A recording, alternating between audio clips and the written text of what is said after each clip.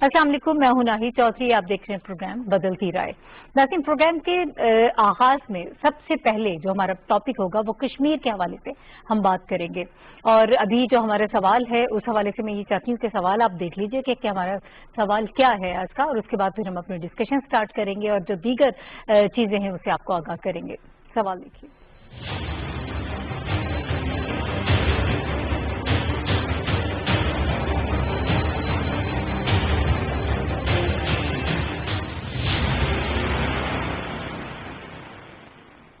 جی، کیا بھارت جو ہے وہ مقبوضہ کشمیر کے غیر قانونی اور غاصبانہ جو بھارتی الحاق ہے اس کے جو تاریخی شواہد ہمارے پاس موجود ہیں اس تاریخ کو مسخ کرنے کی کوشش کر رہا ہے؟ اور 1947 میں جموں کے مسلمانوں کا جب قتل عام ہوا اس کو آپ یہ کہہ سکتے ہیں کہ جدوجہد کشمیر کا وہ آغاز تھا، وہ اپرائزنگ تھی، لیکن اس کو بھی ایک غلط رخ دے دیا گیا جب وہاں پر 3 لاکھ مسلمان شہید کر دیے گئے اور 2 ملین مسلمان جو ہیں وہ ڈسپلیس ہو گئے. اور کیا اس وقت بھی ان کی مدد کو کوئی نہ آتا جب وہ مدد کے لیے پکار رہے تھے کشمیری مسلمان اپنے بہن بھائیوں کو، اور وہ یہ چاہتے تھے کہ اس وقت ان کو ہیلپ کیا جائے؟ تو جو وہاں کے قبائلی عوام تھے وہ اٹھ کھڑے ہوئے ان کی مدد کے لیے اور وہاں پر پہنچے جب لاکھوں کی تعداد میں شہادتیں ہو رہی تھیں اور لوگوں کو مجبور کیا جا رہا تھا، ان کے گھروں سے، ان کے دیش سے نکالا جا رہا تھا. اس کو ایک غلط رخ دے دیا گیا اور اس کو یہ کہا گیا کہ یہ سب چیزیں جو ہیں یہ جان بوجھ کر کوشش کی گئی کہ وہاں پر فسادات کرائے جائیں، اور جو لوگ رہنا چاہتے تھے وہاں پر شاید ان کو بھی وہاں سے ساتھ لے کر جانا چاہتے تھے، وہ لوگ جو پاکستان کا رخ کرنا چاہتے تھے یا جو الحاق جو ہے اپنا پاکستان کے ساتھ کرنا چاہتے تھے. آج تک جو ہے اس چیز کو لے کر غلط قسم کی ایک سچویشن کریٹ کر کے لوگوں کو پوری دنیا کی نظروں میں دھول جھونکنے کی کوشش کی جا رہی ہے. اور مودی سرکار نے تو اس پہ جتنا ظلم کیا اور جس قدر اس میں ہم نے یہ دیکھا کہ بہیمانہ قسم کا وہاں پر لوگوں کے ساتھ، مسلمانوں کے ساتھ سلوک کیا گیا، خاص طور پر کشمیریوں کے ساتھ. انڈین انلیگل آکوپائڈ کشمیر میں جو صورتحال ہے، اور اس وقت خاص طور پر جو صورتحال ہے، اگر صرف آج کی میں بات کر لوں تو 22 تاریخ کو وہاں پر ایک میوزیم جو ہے مودی صاحب جو ہے وہ بنانے جا رہے ہیں جس میں 2 دن کا ایونٹ رکھا گیا ہے، اور وہاں پر تاریخ جس کو وہ درست سمجھتے ہیں، ایک مسخ شدہ تاریخ جو ہے وہ لوگوں کے سامنے ان کو دکھانا چاہتے ہیں، اس کو ڈاکومنٹ کرنا چاہتے ہیں. اس کے ساتھ ساتھ وہاں پر جو گراؤنڈ ریالٹی ہے، جو حالات ہیں وہ ہمیں اس وقت جو نظر آ رہے ہیں، لوگوں کا بہت زیادہ نقصان ہو رہا ہے. اردو زبان کو مسخ کر دیا گیا ہے وہاں پر، اس کو بالکل ختم کر دیا گیا ہے. اور اس کے علاوہ بھی جو آپ وہاں پر دیکھیں جو مساجد کے ساتھ جو دیگر آپ اگر وہاں پر عبادت گاہیں دیکھیں، جتنے مندر تعمیر کیے جا رہے ہیں، آبادی کا تناسب جس طرح سے بگاڑا جا رہا ہے، 370 آرٹیکل کی اگر میں بات کروں اس کو ریووک کرنے کے بعد، تو اس وقت سچویشن جو ہے صورتحال بہت مخدوش ہے، لیکن اسے لوگوں کی نظروں سے چھپانے کی کوشش کی جا رہی ہے. اگرچہ انڈیا جو ہے وہ خود اپنے آپ کو ایکسپوز کر چکا ہے، اس وقت انڈیا خود ہی لوگوں کو بتا چکا ہے کہ اس کی اصل صورتحال کیا ہے. شائننگ انڈیا کے جو نعرے لگائے جاتے تھے اس میں کتنے ناکام ہو چکے ہیں. ابھی مجھے ایک بریک لینا ہے، بریک کے بعد جب ہم واپس آئیں گے تو اس پر مزید بات کریں گے. جو پینل اس وقت میرے ساتھ موجود ہیں ان کو بھی میں آپ سے انٹروڈیوس کرواؤں گی. ایک بریک کے بعد واپس آتے ہیں.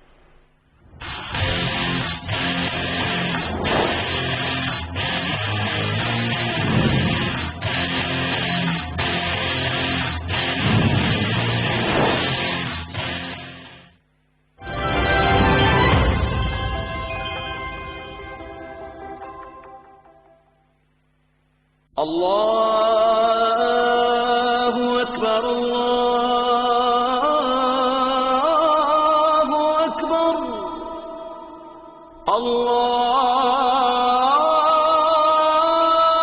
اللہ اکبر اللہ اکبر اشہد ان لا الہ الا اللہ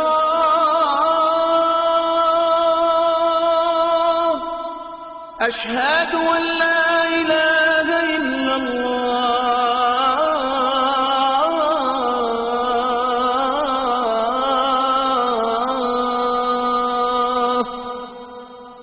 أشهد أن محمدا رسول الله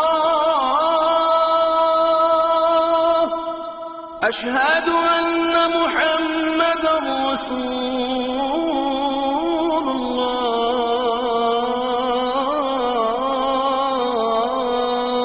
الله حي على الصلاة حي على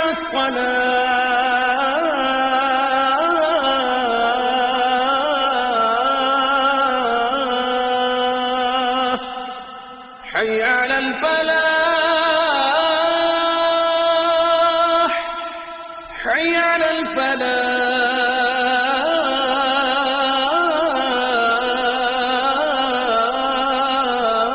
الفلاح الله أكبر الله أكبر لا إله إلا الله.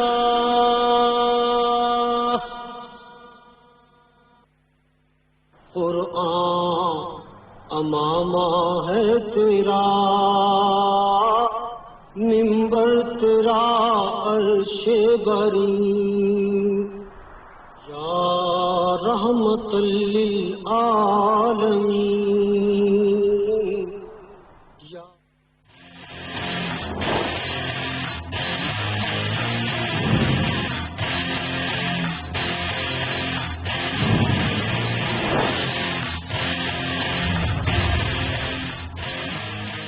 پروگرام میں ایک مرتبہ پھر آپ کو خوش آمدید کہتے ہیں. ابھی میں چاہتی ہوں کہ جو ہمارے پینلسٹ ہیں ان کا میں انٹروڈکشن آپ سے کرا دوں اور پھر ہم اپنے ٹاپک کی طرف چلیں گے، ڈسکشن سٹارٹ کریں گے. اس وقت ہمارے ساتھ موجود ہیں اسٹوڈیوز میں محمد ابراہیم خان صاحب، اور ابراہیم خان صاحب جو ہیں پاکستان تحریک انصاف سے تعلق رکھتے ہیں اور اس کو ریپرزینٹ کریں. بہت شکریہ سر آپ کا ہمیں پروگرام میں وقت دینے کے لیے.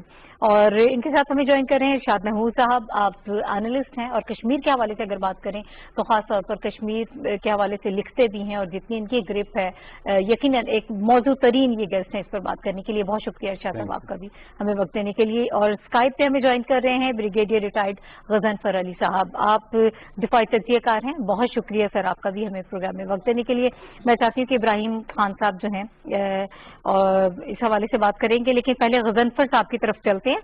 اور غضنفر صاحب کو میں یہ چاہوں گی کہ سر اس وقت جو سچویشن ہمیں نظر آ رہی ہے، بھارت جو ہے کشمیر پر غیر قانونی قبضے کی جو ایک تاریخ ہے اس ہسٹری کو تبدیل کرنے کی ایک مرتبہ پھر کوشش کر رہا ہے. سازشیں تو بہت ساری ہوتی رہتی ہیں، لیکن اس مرتبہ جو سازش کی جا رہی ہے آپ کو یہ لگتا ہے کیا ہمیشہ کی طرح جیسے بھارت کو منہ کی کھانی پڑتی ہے اور ان سازشوں میں وہ ناکام ہو جاتا ہے، اس مرتبہ بھی ایسے ہی ناکام ہوگا؟ بہت بہت شکریہ. اصل میں بات یہ آپ دیکھیے، جہاں تک آپ اس چیز کو دیکھتی ہیں کہ جو آرٹیکل 370 کو ختم کرنے کے بعد جو سچویشن پیدا ہوئی ہے تو اس میں ایک بڑا انٹرسٹنگ تجزیہ ہے جو کسی زمانے میں ایک سمیترا بوس نے کیا تھا جو کشمیری اسکالر ہے جی. اور انہوں نے یہ کہا تھا کہ 1953 سے 63 تک بخشی غلام محمد کی گورنمنٹ تھی، پرائم منسٹر تھا وہ جموں اینڈ کشمیر میں، اور اس زمانے میں انہوں نے جو پریزیڈنشل آرڈر تھے اور پریزیڈنشل آرڈر جتنے ایشو ہوئے تھے اس میں ایک کولوژن چل رہی تھی بخشی غلام محمد کی اور انڈین گورنمنٹ کی، جس کا مطلب یہ تھا کہ آہستہ آہستہ یہ جموں اینڈ کشمیر کو جو ہے انڈیا کے اندر سبمرج کیا جائے. تو وہ یہ کہتی ہیں کہ پریکٹیکلی اگر آپ پریزیڈنشل آرڈیننس اس کے حساب سے دیکھیں تو صرف ایک اس کا ایک لفظ لے کے چل رہے تھے. اب اس لفظ کو فائنلی جو دفن کرنا تھا، کیونکہ یہ ٹیمپریری پروویژن تھی جو کوئی 17 اکتوبر 1949 کو غالباً یہ انسرٹ کی گئی تھی انڈین کانسٹیٹیوشن میں، جس میں ایک آپ کہتے تھے کہ اپنا انڈیا جو کشمیر کے اندر جو چیزیں ہوں گی وہ کشمیر کی کانسٹیٹیوشن اسمبلی جو ہے اس کے مطابق ہوں، لیکن اس کے اندر جو انٹرفیئرنس تھی انڈین گورنمنٹ کی وہ پریزیڈنشل آرڈیننس کی صورت میں ہمیشہ جاری رہی ہے. اب یہ کچھ ہوا ہے، اس میں جو سیریس چیز ہے وہ یہ آپ کو پتا ہے کہ اگر آپ جائیں اپنا انڈیا کی ڈیموگرافک اسٹرکچر طرف جموں اینڈ کشمیر کے، تو اس میں وہاں پہ 1961 میں بھی کوئی 68.31 مسلمز تھے کشمیر کے اندر، اور جب 2007 ہوا تو اس میں اس وقت بھی جو تعداد تھی وہ 68.34 ہی ایگزسٹ کر رہی تھی. اور ویلی کے اندر جو سری نگر اور ویلی کا جو کشمیر کا علاقہ ہے جس میں آپ دیکھیے کہ انتناگ ہے، پلوامہ ہے، شوپیاں ہے، بدگام ہے، سری نگر ہے اور اپنا بانڈی پورہ ہے، اس کے اندر مسلمانوں کی تعداد ابھی بھی کوئی 96% کے قریب ہے. اب کوشش کیا ہے مودی کی حکومت کی، کیونکہ جب اس نے پہلے الیکشن لڑا تھا تو اس نے کہا تھا میں اسٹیٹ کو ضم کروں گا with the consensus of the stakeholder. جب اس نے دوبارہ الیکشن لڑا تو اسے ڈائریکٹ ڈو اٹ، اس نے کوئی اسٹیک ہولڈر کا لفظ استعمال نہیں کیا جی۔ اس کا مطلب ہے اس کی پہلی کوشش یہ ہے کہ کشمیر ویلی کے اندر دیکھیے جموں میں جو ہے جموں ریاسی راجوری کشتواڑ اس علاقے میں ابھی بھی ہندوؤں کی تعداد آپ کو زیادہ ملے گی، لیکن جو ویلی کے اندر جو ڈیموگرافک اسٹرکچر ہے وہ سب سے پہلے اس کو تبدیل کرنے کی کوشش کریں گے، کیونکہ ان کی جو نظریں ہیں وہ ہے پلیبسسٹ کے اوپر، اور وہ اسی وقت کامیابی کی طرف جا سکتے ہیں جب مسلمانوں کا تناسب وہاں پہ گھٹایا جائے، کیونکہ 370 ایک وہاں پہ جو پریزیڈنٹ اپنا ریزیڈینشل اسٹیٹس تھا کشمیر ویلی کے اندر، اس کے اندر وہ پراپرٹی رائٹس دیتا تھا صرف کشمیریوں کو۔ تو اب کوشش یہ کی جا رہی ہے، اور یہ کوشش جو ہے دونوں انڈین الیکشن کے درمیان بھی کی گئی کہ انڈیا سے کچھ بی جے پی کے کارکن، کچھ یہ اپنا ہندو جو ریزیڈنٹس ہیں جن میں بزنس مین بھی ہیں، جن میں شاپ کیپر بھی ہیں، جن میں مڈل لیول کے بھی لوگ ہیں، ان کو وہاں پہ پراپرٹی رائٹس جو ہے وہ ایشو کیے جا رہے ہیں، کیونکہ جو پریزیڈنشل آرڈیننس کے حساب سے وہ جو اسٹیٹس کشمیر کا تھا اسپیشل اسٹیٹس وہ ختم ہو چکا ہے۔ تو اب یہ تو انڈین حکومت کے کنٹرول میں ہے، اور اگر وہ ڈیموگرافک اسٹرکچر چینج کرتا ہے تو صاف ظاہر ہے اس کا اثر جو ہے وہ کشمیر کی موومنٹ پہ بھی پڑے گا، اور وہ کشمیر کا جو کسی قسم کے تنازع کا جو ڈیسیجن ہے اس کے اوپر بھی پڑے گا۔ لیکن اس میں جو سب سے بڑا جو رائڈر کلاز ہے جو آپ دیکھیں گے وہ یہ دیکھیں گی کہ کیا کشمیریوں کی جو اسٹرگل ہے for right of self determination, جو انہوں نے اب دنیا پوری مانتی ہے کہ اس میں کسی باہر کی پارٹی کا ہاتھ نہیں ہے، وہ اندر سے ہی جنریٹ ہو رہی ہے۔ وہ برہان وانی کی جو شہادت تھی، اس کے بعد وہاں پہ جو لوگوں کا جو کشمیری مجاہدین کی جو ایج کا رینج ہے وہ 18 سے 25 سال کے درمیان آ گیا ہے، تو اس کے اندر کوئی کمی ہوتی ہوئی محسوس نہیں ہو رہی، کیونکہ اگر وہ کمی فیل ہوتی تو انڈیا ابھی وہاں سے کرفیو اٹھا چکا ہوتا۔ یہ تو پاسبل نہیں ہے کہ انڈین جو ہے گورنمنٹ جو ہے وہاں سے انٹیلیجنس انپٹ نہیں لے رہی ہے کہ جی کیا کیپیسٹی ہے، کیا چلنا چاہیے، تو ہم اس کے ڈیموگرافک اسٹرکچر کے چینج کے اوپر تو کوئی قدغن نہیں لگا سکتے، اس کو کسی طرح نہیں روک سکتے، کیونکہ وہ نریندر مودی اور امیت شاہ کے ہاتھ میں ہے، اور امیت شاہ کی اورینٹیشن اور ہندو مہاسبھا کی اور ہندوتوا کی اور جو بی جے پی کی اور جو بہوجن سماج پارٹی ہے اس کی اور جو اپنا ان کی آپ کو اورینٹیشن تو پتہ ہے، انہوں نے کشمیر پہ قبضہ کرنے کی کوشش ہر حد تک کرنی ہے۔ اس وقت ہماری ضرورت یہ ہے کہ ہم کسی طرح اس فالٹ لائن کی مدد کریں جو فالٹ لائن جو انڈیا کے اندر اس وقت ہے اور مختلف علاقوں میں، اور آپ صرف ہم ڈپلومیٹک سپورٹ سے میرا خیال صرف خالی کام نہیں چلے گا، پاکستان کو کوئی بیٹھ کے سوچنا ہوگا، اداروں کو بھی سوچنا ہوگا کہ یہ جو مستقبل میں سیناریو بننے جا رہا ہے اور جو نریندر مودی کی حکومت سیناریو بنا رہی ہے، اس کے اندر پاکستان انٹرنیشنل لیول پہ اس کو کس طرح پبلسائز کر سکتا ہے، کس طرح اس مقدمے کو لے کے آگے جا سکتا ہے، اور کس طرح ان چیزوں کو سر اس پہ بات کریں گے ہم کہ آگے کیا ہو سکتا ہے اور کیا ہمیں اپنی پالیسی تھوڑی چینج کرنی پڑے گی، اب ہمیں آگے کرنا کیا ہے۔ ابراہیم صاحب کی طرف میں آؤں گی۔ ابراہیم صاحب ذرا تھوڑا سا میں چاہوں گی تاریخی حقائق بھی بیان کر دیے جائیں، جس طرح سے تاریخ کو توڑ مروڑ کے اور مسخ کر کے پوری دنیا کے سامنے مودی سرکار جو ہے وہ پیش کرنے کی کوشش کر رہی ہے، اور جو رائٹس وہاں پر ہم نے دیکھا آر ایس ایس یا ڈوگرا سے مل کر جو وہاں پہ ہمیں سارے فساد وہاں پر نظر آئے، لاکھوں کی تعداد میں آپ نے لوگوں کو شہید کیا، اور اس کے بعد جتنے لوگ وہاں پہ ڈسپلیس ہوئے، کیا اس کے بعد وہ مدد کے لیے کسی کو نہ پکارتے، کوئی وہاں پر نہ جاتا؟ اگر کوئی ان کی مدد بھی کر رہا ہے، مدد اس وقت کی 1947 میں، تو اس کو بھی آپ نے ظالم قرار دے دیا۔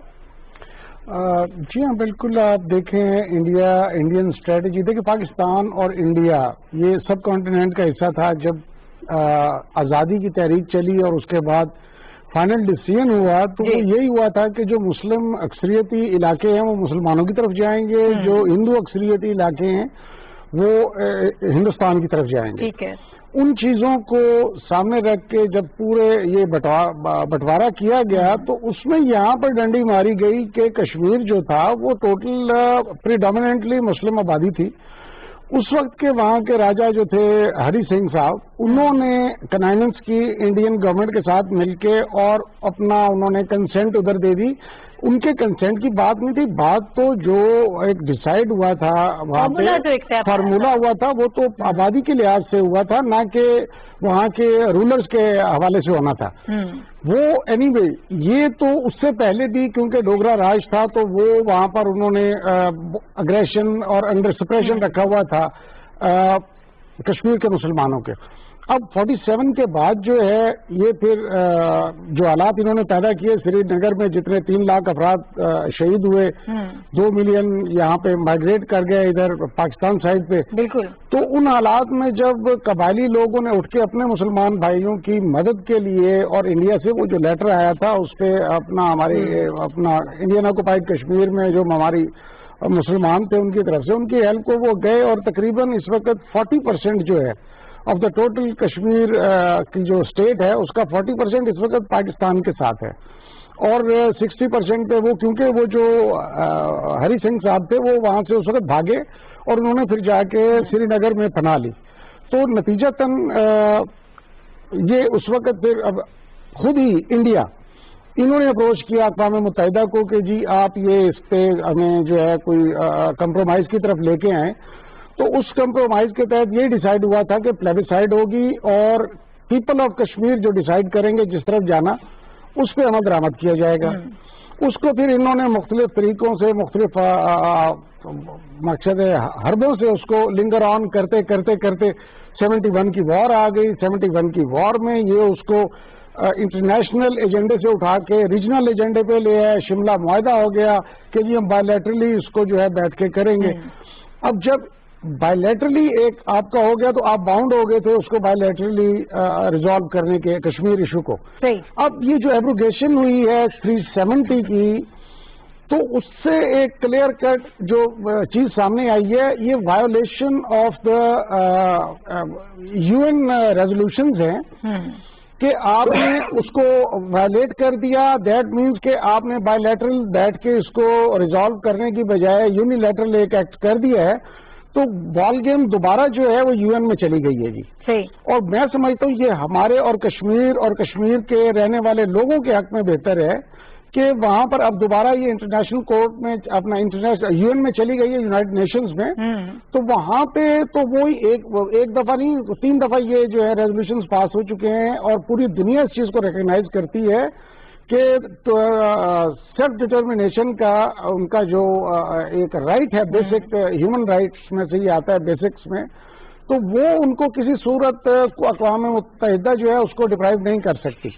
اور انشاءاللہ جس دن یہ اس پہ عمل درآمد ہوتا ہے تو کشمیر بنے گا پاکستان. اس کے علاوہ انشاءاللہ اور کوئی ایشو ہے نہیں کیونکہ میجورٹی ابھی تک وہاں پہ یہ ڈیموگرافی کو چینج کرنے کی کوشش کریں یہ کریں وہ کریں حقائق کو جو ہے کوئی تبدیل نہیں کر سکتا.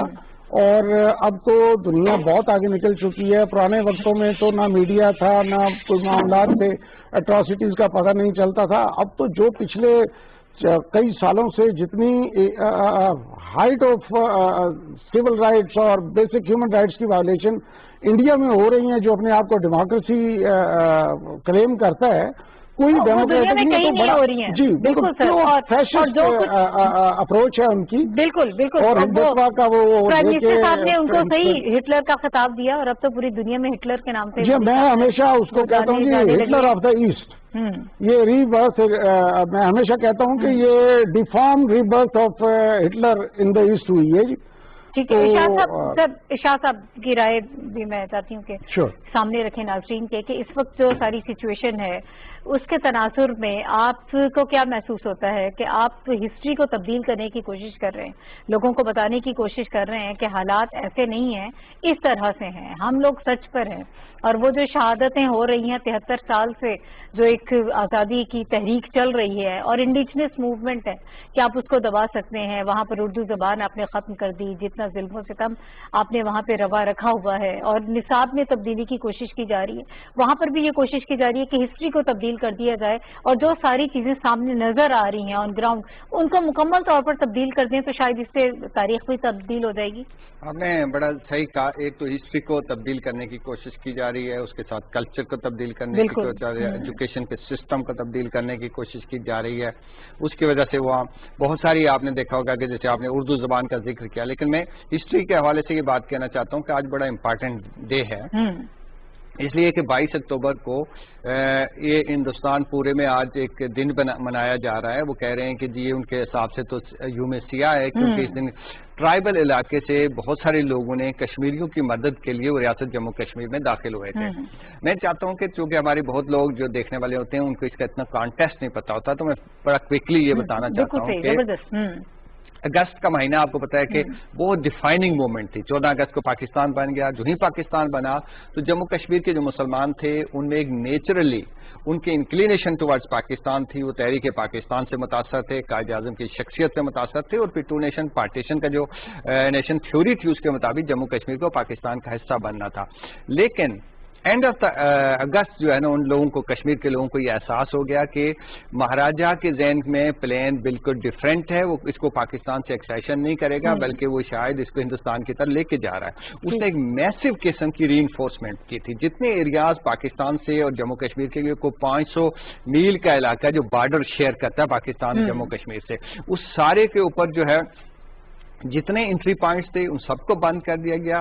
جو بوٹس چلتی تھی ان کو جلا دیا گیا، اور جو چھوٹے چھوٹے پول تھے جن سے لوگ، بریجز تھے جن سے لوگ کراسنگ کرتے تھے، ان سب کو ختم کر دیا گیا. اور جو کوہلا یا اس طرح کے چند ایک جو ایسے امپارٹنٹ لنکیجز تھے ان کے اوپر ہیوی جو ڈپلائمنٹ کر دی. مقصد یہ تھا کہ تاکہ لوگوں کے درمیان کوئی آمد و رفت کا کوئی ذریعہ رہے. تیسری بات یہ تھی کہ میسو لیول پہ اٹراسٹیز شروع ہو گئی. جیسے پہلے بھی ذکر ہوا پروگرام میں کہ جموں میں کوئی لاکھوں لوگوں کا قتل عام ہوا، مسکر ہوا، میسو قسم کا مسکر ہوا ہے. اور اس کے ساتھ ساتھ جو ہے پونچھ میں اور دوسرے علاقوں میں لوگوں کو اس بات کا بہت یہ خیال تھا، ان کو گمان تھا کہ جی یہاں بھی ایسا ہی ایک مسکر کی تیاری ہو رہی ہے تاکہ مسلمان جو پاکستان کے ساتھ جانے کی بات کرتے ہیں یا آزادی کی بات کرتے ہیں ان کا نام و نشان مٹایا جائے. تو یہ وہ کانٹیسٹ تھا. اس سے بہت پہلے ستمبر میں ہی پونچھ کے اندر اور پھر ہمارا یہ جو میر پور کے علاقے ان میں نا ایک آزادی کی تحریک شروع ہو گئی جو پیورلی انڈیجنس تحریک تھی، لوکلائز تحریک تھی، اور اس میں مقامی لوگ شامل تھے. اور انہوں نے خود جو ہے آزاد کشمیر کے اندر جو آج کا آزاد کشمیر ہے اس میں یہ تحریک شروع کی. اس کی قیادت جو ہے سردار ابراہیم صاحب کرتے تھے، سردار عبدالقیوم خان صاحب جو بعد میں ہمارے آزاد کشمیر کے بڑے لیڈر بنے، کیپٹن حسین خان، اس طرح کے لوگ تھے. تو انہوں نے ایک لیڈنگ رول ادا کی. سب لوکل لوگ تھے، کوئی باہر سے نہیں آیا تھا، پاکستان کی کوئی مداخلت نہیں تھی. اور پاکستان کا اس وقت تک کوئی وہاں کوئی فٹ پرنٹس آپ کو نہیں نظر آتے تھے. لیکن جب کشمیر کے لوگوں کو یہ یقین ہو گیا کہ ایک میسو مسکر ہو سکتا ہے اگر ہمارا سپورٹ باہر سے نہ ہوا، اور انڈیا مہاراجہ جو ہے وہ خود اس سے ایکسیشن کی طرف جا رہا تھا، تو اس وقت جا کے ٹرائبل ایریا سے، اور ٹرائبل ایریا کا بھی تھوڑا سا میں بتانا چاہتا ہوں ایک امپارٹنٹ پوائنٹ، جو اس وقت ہمارے NWFP کے وزیر اعلیٰ تھے خان عبدالقیوم خان، وہ خود کشمیری نیات تھے. اور یہ کوئی پرانے کشمیری نہیں تھے، وہ خود جو ہے بارہمولہ میں ان کا مقام تھا. وہ قائد اعظم جب سری نگر گئے تو ان کے وہ وہاں مقامی سطح پہ میزبان بھی تھے. تو وہ خود کشمیریوں کے ساتھ بہت رابطے میں تھے اور اس موومنٹ کو بڑا انٹینسولی وہ واچ کرتے تھے، اس کو سپورٹ کرتے تھے. تو انہوں نے اور بہت سارے اور لوگوں نے اپنے طور پہ یہ کوشش کی کہ جی کشمیری مسلمانوں کی مدد ہونی چاہیے. ان کی جو تحریک چل رہی ہے وہاں جو ایک جہاد شروع ہو چکا تھا، ہم یہ کہہ سکتے ہیں کہ یہ باقاعدہ آغاز تھا جدوجہد آزادی کا. دیکھیں یہ کہہ سکتے ہیں کہ اس وقت یہ ریئلائزیشن ہوئی، اس وقت یہ احساس ہوا وہاں کے مسلمانوں کو کہ ہمارے ساتھ تو بہت ظلم ہو رہا ہے، ہمارے ساتھ تو بہت غلط ہونے جا رہا ہے. دیکھیں تین باتوں کا مسلمانوں کا احساس ہوا. ایک تو ان کو خطرہ تھا مسکر کا، میسو مسکر کا. دوسرا ان کو خطرہ تھا کہ انڈیا کے ساتھ ایکسیشن کر لے گا. اور تیسرا ان کو اس بات کا خطرہ تھا کہ ہمیں جو ہے نا یہ شاید میس قسم کی مائگریشن ٹوورڈز پاکستان کرنا چاہیے اگر ہمارا کوئی ریسپانس نہ ہوا. یہی وہ خدشات ہے جس کی وجہ سے ہمارے NWFP سے اور فاٹا کے علاقوں سے مسلمان جو ہیں اور ٹرائبل ایریا سے جو لوگ ہیں ان کی مدد کو پہنچے. یہ 22 اکتوبر کو پہنچے. انہوں نے مظفر آباد کو 22 اکتوبر کو ہی فتح کر لیا تھا. اور اس کے بعد یہ اوڑی کی طرف چلے گئے، پھر بارہمولہ کی طرف چلے. اسی دوران جو مہاراجہ نے ہندوستان کے ساتھ ہلاک کا اعلان کر دیا اور انڈین فورسز وہاں کشمیر کے اندر چلی گئی، اور جس کے بارے میں ہم بعد میں بھی بات کریں گے. لیکن یہ کہ یہ اپنی ہسٹری ہے کہ یہ جو لوگ آئے ہیں یہ کشمیریوں کی مدد کے لیے آئے ہیں، کشمیریوں کی پکار پہ آئے ہیں، ان کے بلانے پہ آئے. اور جنگوں میں آپ کو پتا ہے کہ جب اس طرح کی جنگیں ہوتی ہیں تو کوئی بے اعتدالیاں بھی ہو جاتی ہیں. بہت ساری باتیں ایسی ہو سکتی ہیں جن کے بارے میں مورخین نے بھی یہ لکھا ہے کہ جی کچھ زیادتیاں بھی ہوئی، کچھ کمی بیشی بھی ہوئی. لیکن عمومی طور پر کشمیر کے لوگوں نے ان لوگوں کو ویلکم کیا. لیکن یہ کہنا بالکل غلط ہے کہ جی یلغار کر دی گئی. اور جناب ہمارے اوپر شاید فوج کشی کر دی گئی، یہ کہنا بالکل غلط ہے. اس قسم کی چیزیں جو ہیں یہ تاریخ کا حصہ نہیں ہے. کشمیر کے لوگوں نے ان کو ویلکم کیا، ان کو سپورٹ کیا، اور آج بھی اگر میں دیکھتا ہوں جو کشمیر کے حالات ہیں ایسی اس سے بدترین سچویشن تھی، بدترین سچویشن تھی. تو جب لوگ مظلوم ہوتے ہیں، جب وہ ایک جنگ کی کیفیت میں ہوتے ہیں، ایک مزاحمت کر رہے ہوتے ہیں، تو ان کو جو بھی ایکسٹرنل سپورٹ ملتی ہے وہ اس کو ویلکم کرتے ہیں، اور ایسا ہی کشمیر کے لوگ. اور جو سوچتا ہے ظاہر ہے وہ کرتے ہیں، اور وہ آپ کا رائٹ ہے، وہ آپ کا حق ہے کہ جب آپ کے سامنے لوگ آپ کے شہید ہو رہے ہیں، آپ کے پیارے شہید ہو رہے ہیں، اور جس طرح سے آپ پہ جلخار کی جا رہی ہے. میں چاہتی ہوں کہ غضنفر صاحب کی طرف جاتے ہیں. سر یہ ساری چیزیں جو ہے ہسٹری ہم نے اس وقت لوگوں کے سامنے بیان کی ہے کہ اصل تاریخ ہے کیا، اصل سچویشن کیا تھی اس وقت. ابھی میں چاہوں گی کہ کرنٹلی جو پاکستان کی پالیسی ہے اس کے حوالے سے آپ پہلے بھی اظہار خیال کر رہے تھے. اب آپ یہ بتائیں کہ ہم اس وقت جو کام کر رہے ہیں ہمارے پاس کیا آپشنز ہیں؟ کیا اس پالیسی کو ہمیں مزید تبدیل کرنے کی ضرورت ہے؟ کیا زیادہ اگریسو موڈ میں ہمیں جانا ہوگا؟ ابھی ڈاکٹر معید یوسف صاحب کا بھی ایک بڑا زبردست انٹرویو ہے جو انہوں نے کرن تھاپر صاحب کو دیا، آپ نے وہ بھی سنا ہوگا. اس میں بڑے واضح انداز میں انہوں نے کہا، دو ٹوک انداز میں کہا کہ صرف پاکستان اور بھارت نہیں بلکہ جب تک کشمیر شامل نہیں ہوگا کشمیر ایشو پر بات نہیں ہوگی. جی بہت بہت شکریہ. بس ایک تھوڑی سی چیز ایڈ کرنا چاہوں گا کہ یہ جو کشمیر کا جتنا علاقہ ہے یہ سارے کا سارا کشمیریوں نے خود آزاد کرایا، اور وہ کوٹلی سے، مظفر آباد سے، میرپور سے اور پیچھے سے آگے گئے. لیکن اس کے اندر ایک بہت بڑا کنٹریبیوشن جو ہے وہ گلگت بلتستان سے، گلگت اسکردو سے جو لوگ تھے ان کا بھی تھا، کیونکہ وہاں پہ ریزیڈینشل تھا. انہوں نے وہاں پہ انگریز سے کو آپ کو پتہ ہے ہری سنگھ نے جو ہے وہ وہاں کا کنٹرول جو ہے وہ برٹش راج کو دے دیا تھا.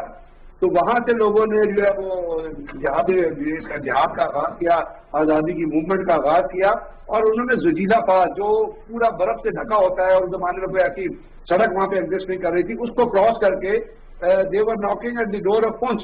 اور پونچھ کے اندر سے جو آزادی کی تحریک تھی وہ جتنے ریٹائرڈ فوجی تھے وہ کھڑے ہو گئے تھے، اور پونچھ واز اباؤٹ ٹو فال. پونچھ اور سری نگر جو ہے وہ سری نگر تک لوگ پہنچ گئے تھے، and they were knocking at the door. اور وہ گلگت اور اسکردو اس علاقے سے لوگ آ رہے تھے. اس وقت جس وقت یہ ہو رہا تھا تو وہ فیمس جعلی انسٹرومنٹ آف ایکسپریشن، اس کو بھی اگر آپ دیکھتی ہیں تو اس پہ 26 اکتوبر کی ڈیٹ پڑی ہے، جبکہ انڈین فوجیں جو انڈین فوج تھی وہ پونچھ میں لینڈ کر چکی تھی 25 اکتوبر کو.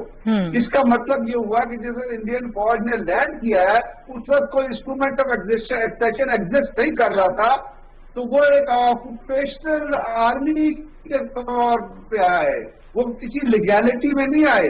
اور 26 اکتوبر جو ڈیٹ لاتے ہیں وہ اویلیبل نہیں ہے. اس دن تاریخ یہ کہتی ہے کہ maharaja was not present in Kashmir, he was not present in Srinagar, he was travelling from Srinagar to Delhi. So اس کے پاس ایسی پاسبلٹی نہیں تھی تو وہ انسٹرومنٹ آف ایکسپریشن کو سائن کرتا، تو وہ بھی ایک جعلی ڈاکومنٹ کے طور پہ جو ہے وہ اس کو پورٹری کیا. اور Indian army right from the first day, we have to understand, right from the first day Indian army is an occupational army. غاصبانہ قبضہ کیا ہوا ہے نا کشمیر کے اوپر، تاریخ یہ کہتی ہے. اب چونکہ وہاں پہ انہوں نے قبضہ اس کو انہوں نے ریپیٹ کیا. آرٹیکل 370 جب ایڈل ہوا تو آپ اسی اسٹیٹس میں چلے گئے جو 47 سے پہلے تھا، کیونکہ 47 سے پہلے بھی کشمیر ایسا تھا. اب وہاں پہ جب آپ چلے گئے تو اس کے اوپر میں جو چاہتا ہوں کہ ہم ان چیزوں کو، پاکستان کی حکومت کو چاہیے کہ جو ویسٹرن کیپٹلز ہیں جہاں پہ لوگوں کے اندر یہ ریئلائزیشن ختم ہو گئی ہے، یا وہ ہیومن رائٹس کی وہ تنظیمیں ہیں جن کے دفتر جو ہے بھارت بند کرے جا رہا ہے، ایمنسٹی انٹرنیشنل کا دفتر انہوں نے بند کر دیا ہے. تو ایک تو آپ جو ہے پرنٹ الیکٹرانک میڈیا کے کوریج کو استعمال کر کے، اپنی ایمبیسیز کو استعمال کر کے، کیونکہ ہماری جو ایمبیسیز کا کردار ہے یا ہمارے پرماننٹ مندوب کا کردار جو ہے کہ جو یو این کے اندر وہ اپریشیبل نہیں ہے. ہم لیگ کر رہے ہیں. صرف پرائم منسٹر پاکستان اٹھاتے رہتے ہیں مختلف ٹویٹس میں، مختلف اسٹیٹمنٹس میں. اسی طرح آپ دیکھتے ہیں کہ کشمیر کے اندر کے جو لوگ، لیکن بڑی پرائم منسٹر صاحب کی تو بڑی مؤثر آواز ابھی ہمیں سنائی دے رہی ہے لے کے موومنٹ کو لے کے آگے چل سکیں. اور میں نے آپ سے پہلے عرض کیا تھا، ہمیں سوچنا ہوگا کہ اگر ہم نے انڈیا کو پریشرائز کرنا ہے تو انڈیا کے اندر بہت ساری فالٹ لائنز ایگزسٹ کر رہی ہیں. اگر آپ ایسٹ میں جاتے ہیں تو انڈیا کی 63 ڈسٹرکٹ ہے, 38 ڈسٹرکٹ ہے جن کو ریڈ کوریڈور ڈکلیئر کیا گیا ہے. وہاں پہ آزادی کی تحریک ماؤ عزیز آزادی کے تحریک کے طور پہ چل رہی ہے. وہ پریشرائز کر رہے ہیں انڈیا کو. وہاں پہ انڈیا کے فوجی مارے جا رہے ہیں. پچھلے بھی دنوں انہوں نے ایک پلٹون کو وہاں پہ ٹارگٹ کیا. اسی طرح سکھ ہے.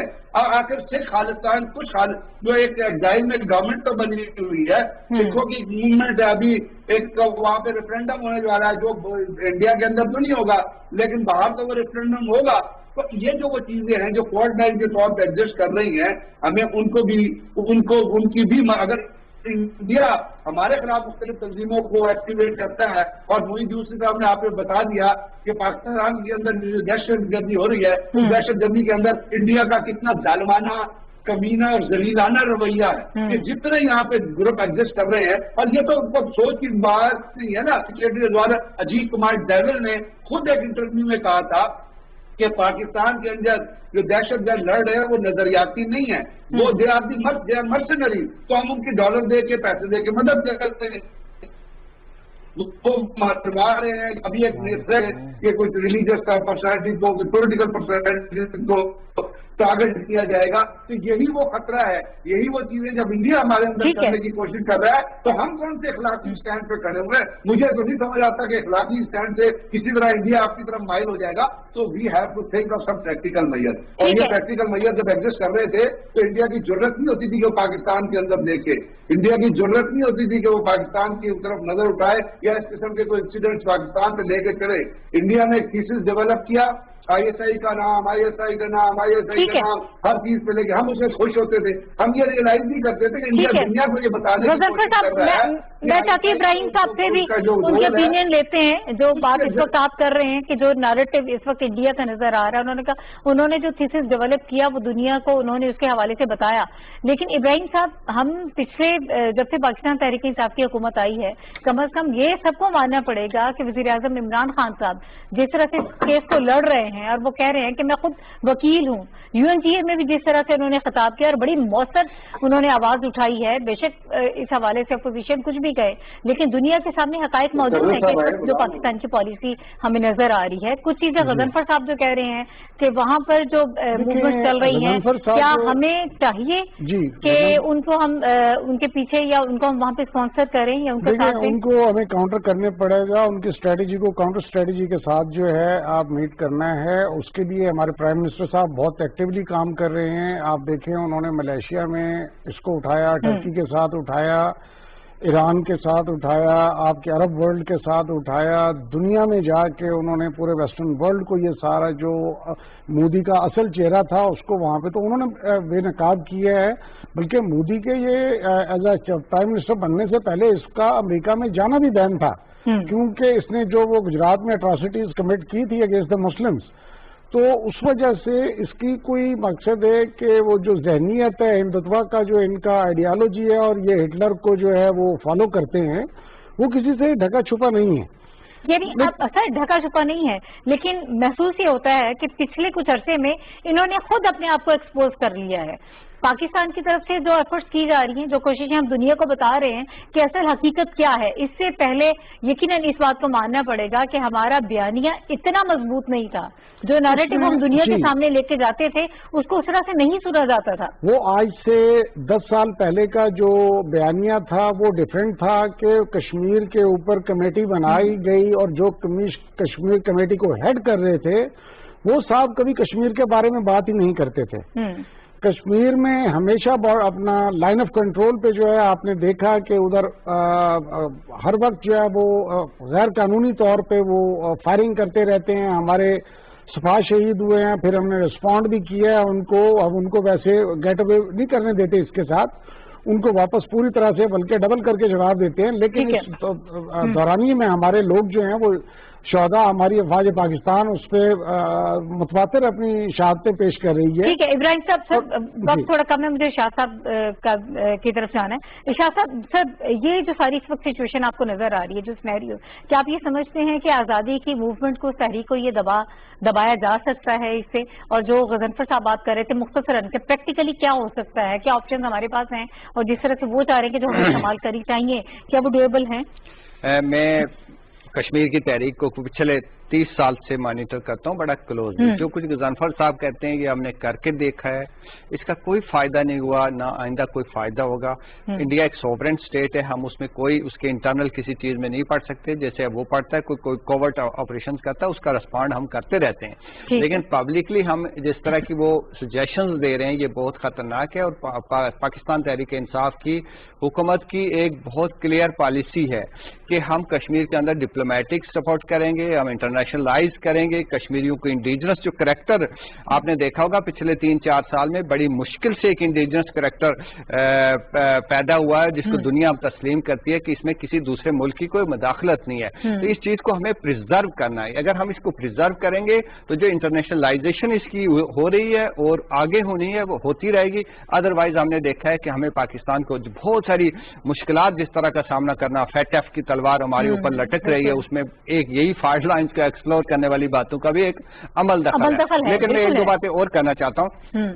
देखिए, कश्मीर की जो तहरीक है वो राइट ऑफ सेल्फ डिटर्मिनेशन की तहरीक है, आज़ादी की तहरीक है, सिविल लिबर्टीज की तहरीक है। इसको इसी कॉन्टेस्ट में हमें लेके जाना पड़ेगा और दुनिया की हमें सपोर्ट मिल रही है। इस सपोर्ट को हमें डबल करने की जरूरत है। उसके लिए जरूरी है कि जो इमरान खान साहब ने जो तकरीर की वो एक पॉलिटिकल लीडर की तकरीर थी, एक मुतब्बर की तकरीर थी, उसका इम्पैक्ट हुआ। उसको हमारी पॉलिटिकल पार्टीज और पॉलिटिकल जो एलीट है उसको आगे लेके चले, उसको सिर्फ सरकारी अफसरों के ऊपर तक न छोड़े। बिल्कुल सही। और इस वक्त जो इंडिया की तरफ से जो साजिशें या जो हरकतें की जा रही हैं, कोई म्यूजियम वगैरह के हवाले से बात हो जाए या आप तारीख को जो मस्त करने की कोशिश कर रहे हैं, मेरा ख्याल है कि उससे ज्यादा जो इस वक्त पाकिस्तान का बयानिया है उसका इम्पैक्ट ज्यादा है और दुनिया को इस वक्त असल हकीकत के बारे में जो है वो मालूम हो रहा है कि असल हकीकत है क्या।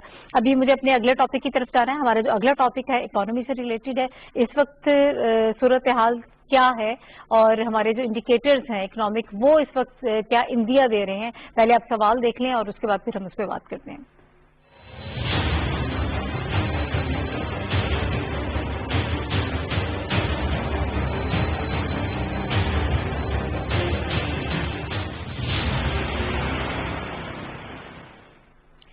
जी, मुल्क के इक्तिसादी इशारियों में बेहतरी, क्या मौशी सम्त दुरुस्त है? वज़ीर-ए-आज़म इमरान खान साहब ने कल एक ट्वीट भी किया था जिसमें उन्होंने कहा कि पाकिस्तान के लिए एक अजीम खुशखबरी है।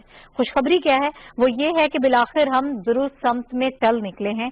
और उन्होंने सितंबर के हवाले से बात की है कि सितंबर में $73 मिलियन के सरप्लस के साथ करंट अकाउंट पहली छमाही के लिए, फर्स्ट क्वार्टर की उन्होंने बात की है, वो $792 मिलियन हो गया है, सरप्लस हो गया है। और गुज़श्ता बरस इसी अरसे के दौरान भी उन्होंने बताया कि इस वक्त हमें खासे खसारे का सामना था। और अहम चीज ये है कि गुज़श्ता माह के दौरान हमारी एक्सपोर्ट्स हैं वो बढ़ी हैं, 29% उसमें इजाफा हुआ है, जबकि तरसीलात ज़र में 9% का इजाफा हुआ है।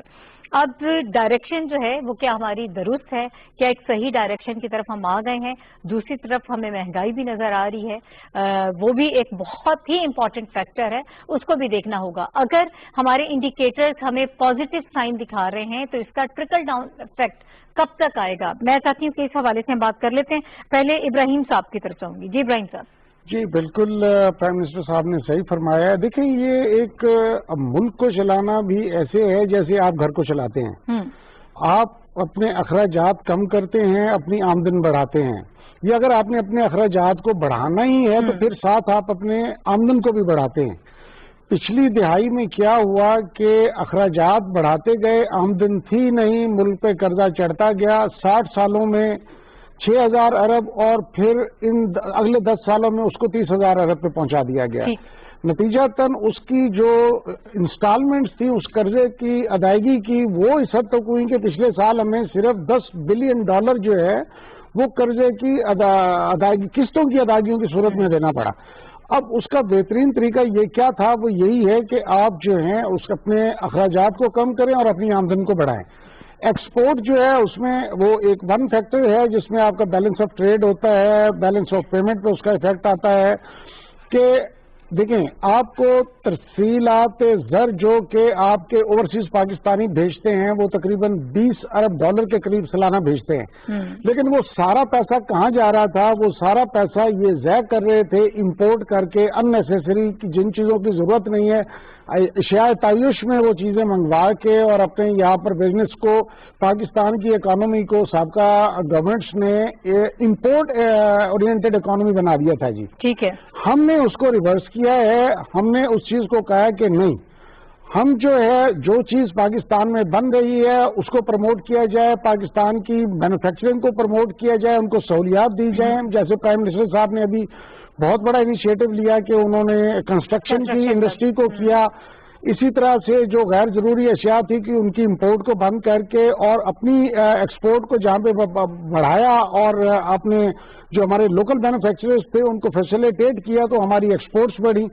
تو اگست میں انفیکٹ ہوا تھا جی کوئی 92 بلین کا ہمیں ٹریڈ سرپلس پہلی دفعہ 17 سالوں میں. اس کے بعد اب جب سپٹمبر آیا الحمدللہ وہ 792 ہو گیا ہے. اب اس سرمائی کو اگر ایون صرف لاسٹ ایئر کی سرمائی سے آپ کمپیئر کریں تو اس وقت ہمارا ٹریڈ ڈیفیسٹ جو تھا وہ 1492 ملین US ڈالر تھا. سر اس کا امپیکٹ کب تک آئے گا؟ ٹرکل ڈاؤن جو ہے کب تک عوام کو ریلیف ملے گا؟ کیونکہ عوام کا سوال تو یہی ہے نا کہ مہنگائی کم ہو جائے. دیکھیں عوام کا جو ایشو ہے وہ بڑا لیجیٹیمیٹ ہے، اس میں کوئی شک شبے والی بات نہیں ہے، لیکن 35-40 سال کی مس مینجمنٹ آف اکنامک افیئرس کی وجہ سے، اکنامک مس مینجمنٹ کی وجہ سے جو ایک ہم سابقہ حکومتوں نے جو گڑھے کھودے ہیں آخر اس کو پر کرنے میں ٹائم لگتا ہے. لیکن میں سمجھتا ہوں جس سپیڈ کے ساتھ پرائم منسٹر اس معاملے پہ سیریس ہیں، دیکھیں آپ اٹھا کے دیکھ لیں ڈالر جو ہے اب وہ نیچے آنا شروع ہو گیا ہے. جب آپ کی آمدن بڑھے گی اور اخراجات کم ہوں گے، آپ کے پاس ریزرو زیادہ ہوں گے، آپ کا روپی اپریشیٹ کرے گا، ڈالر کی قیمت کم ہوگی، آپ کی مہنگائی، کیونکہ آپ جو چیزیں باہر سے امپورٹ کرتے ہیں، تیل باہر سے منگاتے ہیں، آپ کی بجلی جو ہے 70% تیل باہر سے منگوا کے خرچ ہوتی ہے، باقی یہاں کی لوکل جو ٹرانسپورٹ ہے، باقی معاملات چلتے ہیں سارے. آپ کا جو یہ آئل کا بل ہے اس میں مقصد ہے جب آپ کے ڈالر آپ کے مقابلے میں روپیہ مضبوط ہوتا ہے. آپ یہ کہہ رہے ہیں کہ ڈائریکشن جو ہے وہ اب صحیح ڈائریکشن کی طرف ہم جا رہے ہیں. آفٹر لانگ ٹائم آپ بہتر اس ڈائریکشن کی طرف جا رہے ہیں جس میں پاکستان کی سالمیت اور معاشی مضبوطی کی طرف آپ سالڈ قدم لے رہے ہیں. یہ وہ طریقے ہیں جن پہ چل کے پاکستان جو ہے ایک مستحکم معاشی مملکت جو ہے وہ انشاءاللہ بن کے ابھرے گا. شاہ صاحب یہ اس وقت جو انڈیکیٹرز ہمیں اچھی خبریں سنا رہے ہیں، جو پازیٹو ہمیں نظر آ رہا ہے، سر عام آدمی کو کب تک آپ کو لگتا ہے کہ اس کا فائدہ ہوگا؟ کیا عام آدمی اس میں انٹرسٹڈ ہے؟ اس کو تو یہی چاہیے کہ مہنگائی ختم ہو جائے اور میرے لیے زندگی آسان ہو جائے. آپ کو یہ لگتا ہے کہ اس کے اثرات جلدی عام آدمی تک بھی پہنچیں گے؟ دیکھیے یہ تھوڑا سا ایک چونکہ ٹرانزیشن کا پیریڈ ہے اور یہ ٹرانزیشن جو ہوتا ہے آپ کو پتا ہے یہ بڑی پینفل ہوتی ہے. تو ہم جیسے بینگ ایک کسٹمر اور ایک سٹیزن جو ہے یہ ہم سب کے لیے بڑا پینفل ٹائم ہے. لیکن سب سے اچھی بات یہ ہے کہ ہماری سمت درست سمت میں ہم جا رہے ہیں. حکومت جو چیز کری ہے، جو اسٹرکچر ریفارمز ہوئی ہیں، آپ دیکھیے تفصیلات ظاہر کی بات دیکھیے، بینکنگ سیکٹر کو دیکھیے، اسٹاک ایکسچینج کو دیکھیے، آئی پی پیز کے ساتھ آپ نے نئے ایگریمنٹ کیے. اس کا کچھ سوچ بھی نہیں سکتا تھا کہ آئی پی پی سے ریکوڈیک میں آپ کو ایک ریلیف مل گیا، آپ کا ریونیو انکریز ہو رہا ہے. بے شمار چیزیں اسٹاک آپ نے خود بات کی ہے، جو دوسری روپی کی کہ اس کی قدر میں بھی اضافہ ہو رہا ہے.